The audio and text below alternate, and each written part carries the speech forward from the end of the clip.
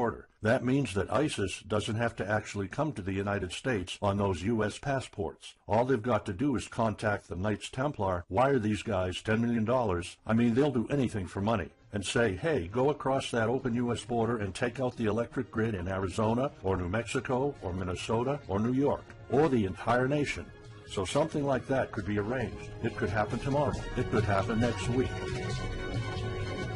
And this is not a far-fetched scenario. It actually happened to our allies in the fight against terrorism. For example, in Yemen on June 9, 2014, ISIS allies and Al-Qaeda black out an entire country by knocking out power for 23 million people. For the first time in history, a terrorist attack on the electric power grid has blacked out an entire nation, in this case Yemen. On June 9th, Al-Qaeda in the Arabian Peninsula, AQAP, used rocket-propelled grenade launchers and mortars to destroy transmission towers, plunging the whole of Yemen into blackout. The AQAP blackout of Yemen's electric grid has gone largely unreported.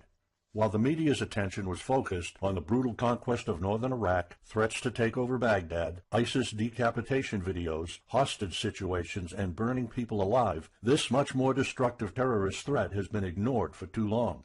And it's not a singular event. It happened over and over again. On January 25, 2015, Pakistan suffers a major blackout after a rebel attack, leaving 140 million people in complete darkness without any power for weeks. Radicals connected to the Taliban attacked critical transmission lines and short-circuited the national electricity grid, plunging the whole country into darkness. And there's more. In fact, there were 3 more attacks before that. The rebels attacked the electric grid 3 times since January 13, 2015. Those aren't isolated incidents. They show a pattern. Those terrorists learned the easiest way to cripple a country is destroying its power grid. And that's exactly what former Deputy Director of the CIA, Mike Morrell, says. ISIS has the capacity to carry out a 9/11-style attack, and they can use Muslim fanatics who are already in the country. The consequences are beyond imagination. The Congressional Electromagnetic Pulse, EMP, Commission warned a nuclear Scud missile launched from a freighter could black out the U.S. for a year or more, killing up to 9 out of 10 Americans by starvation and societal collapse. What they don't say is you don't need a missile, a nuclear bomb, or a coordinated attack on 9 power substations to take out our entire power grid. Building a single EMP bomb is easy and cheap and will have the same devastating effect to our power grid.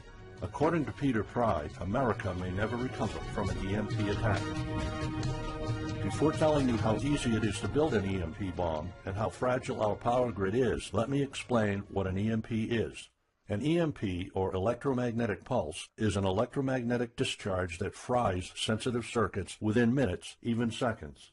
Most modern-day appliances, the gadgets we use daily, and even the U.S. power grid all have sensitive circuits built in. Think of a normal blackout when you don't have any lights, heating, or internet. Only an EMP blackout is permanent and on a larger scale. This means you can also say goodbye to telecommunications, transportation, and even utilities like water. That's why CIA fears an EMP bomb might send us back to the Middle Ages, and they fear that it will happen this year. We would basically be sent back to the Dark Ages because we're so accustomed to have everything at our fingertips.